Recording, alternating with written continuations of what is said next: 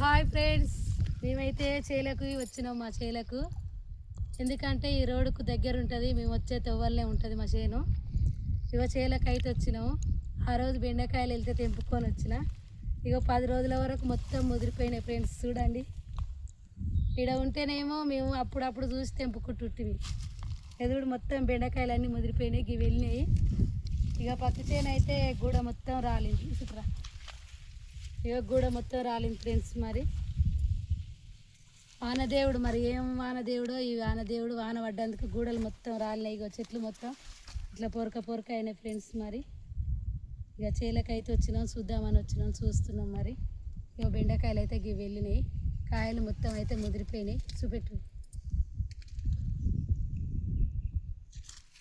మేము చేనేసి హైదరాబాద్ ఉంటే ఉన్న బెండకాయలు ముదిరిపోయాయి. పత్తి చేను చూస్తే కూడా లేడా.